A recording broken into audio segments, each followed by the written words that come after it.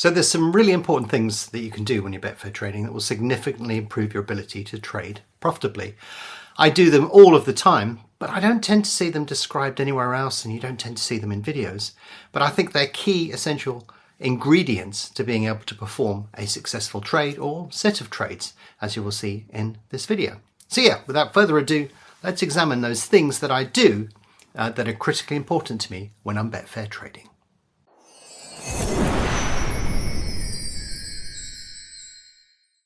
So just to set up what you're about to see, I'm trading using the ladder. I've tried to keep the ladder as simple as possible so that you can recognize what you're looking at, but the ladder is reversed. The reason that I reverse the ladder is so that I can offer bets to the market. So if you go to the odds display and select reverse, that's how you make the ladder look the way that it does. I also use net stake. If you don't know what net stake is, I have done a video on it. Go and watch that video because it is critically important for what we're about to do. But also understand how positions are displayed on the ladder. So you can display positions, either their full trade value, unhedged, or you can display the hedged value. But one of the things I always do is I do not hedge my trades as I go along because it makes absolutely no sense. And I hope that you'll understand why when you see what I'm about to show you. So without further ado, let me show you a trade that I did this Saturday that will explain all of these key components to you and the way that they work together to produce a profitable trade.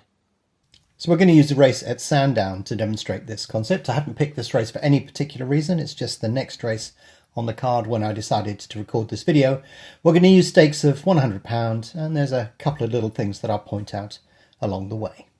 So always look at the traded range. You can see here it's in yellow with the last 60 seconds in a darker pink colour, and then we put an order into the market, and it's worth pausing the video at this moment to explain something a little bit further. There are two things worth noting really. The first one is if we put an order for £100, the increment in odds here between 4.2 and 4.3 is 10%. So for every successful trade we put through the market, we will get £10. But you'll notice that I've only put the order in on one side. I've got the ladder reversed, so I'm laying at this particular moment in time, but at the current back price. And the reason that I've only done it on one side so far is there's £464 on one side, only 250 on the other.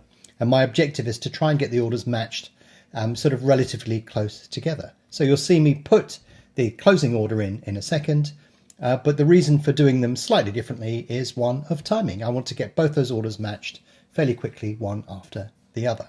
The other thing you notice at the top is I have this crossed out. This gives me the gross trade value on each trade that I do. I'm not interested in the value I would get after hedging because that's irrelevant at this stage of the process. I just want to see the gross value of the trade.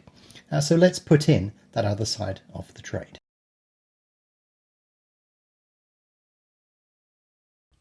So if you look at these two trades I've got and the amount of money that is waiting to get matched, this is actually quite a good position to be in. There's a little bit more money getting matched at 4.2, and we're probably nearer the front of the queue at 4.2. But ideally, when you do this type of trade, you want both sides of the queue to be roughly the same with your trades on both sides. So yeah, it's not a terrible trade to do.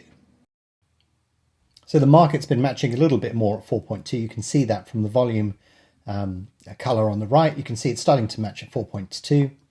4.3 has actually been matched. We haven't quite got the order filled at 4.2, but we are right at the front of the queue on that now. So if any price touches 4.2, we will start getting taken. We've had £45 taken already. We've got 55 left. Any money gets matched at that price, it is ours. We will get matched and that trade will be complete. Some reason to be confident that that's going to happen. And I may consider putting another order in the market ready for any price move in any one particular direction or the other.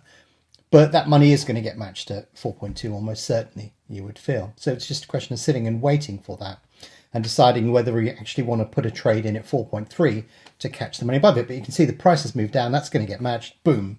All of that money has been matched there. So I've popped another order in at 4.1 because I think the next move will be up in this particular traded range. And then I've got to decide where I want to put the next order in. Will it be at 4.2 or 4.3? Because I've got money on both sides of the market neatly framing what could happen on the next move. So you can see I popped an order in here at 4.3. Money's getting matched at 4.1. So I've cancelled the one at 4.3. We've almost got our entire order filled at 4.1. Remarkably, we're in a similar position to we were before, but that will get filled because it's near the front of the queue, and there is £20.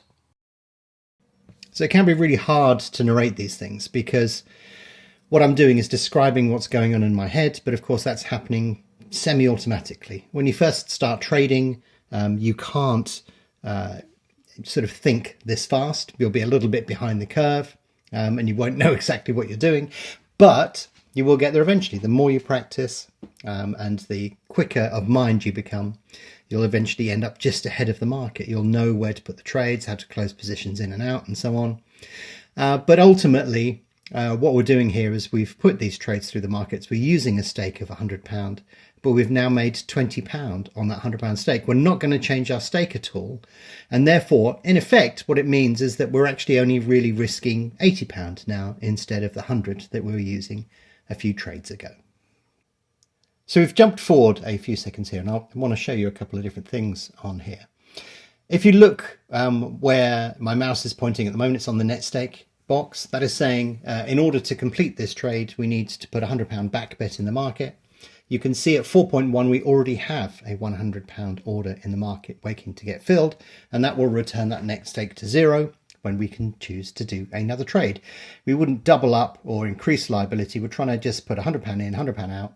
Sometimes we may put orders above or below just because we think that that's a good thing to do, but essentially we're always trying to limit ourselves to that £100 stake. And the other thing to look at is if you look at where we're trading in the market at the moment at 4.1, there's a green space has opened up to below us. So we can trade all the way down to 380 without the fear of making a loss. And when the next trade goes through the market, that green space will expand again. So you'll see here, the order gets matched. We can pop a new order in the market. We can go for another trade. And when this order starts to get filled, you'll notice where that green space is within the market. So as the order gets filled at 4, you'll start to see the money get taken. And then you'll start to see where we would have to trade in order to get a loss. So we can go all the way down to 3.70 without a loss. 365 would be our losing area. But what you're doing here is you're effectively creating a nice big buffer within the traded range where you can just sit and you can sort of say, well, go on then, market, you do your worst, because I can sit here and wait for a reasonable amount of time for this order to get filled. I don't need to panic. I don't need to guess the immediate direction within the market. I just need to make sure that the market crosses over where my order is within there. You can see overall that that's created a fully hedged profit of about £10, £40 gross. So we have a £40 free bet on Nurse Susan, or if we click on the hedge button, that will turn it into a profit where we can win whatever the result. We have £9, nearly £10 on every single runner within this race. But yeah, two things to make a note of there. The fact that we're using a gross profit when we're actively trading, we only hedge right at the very end.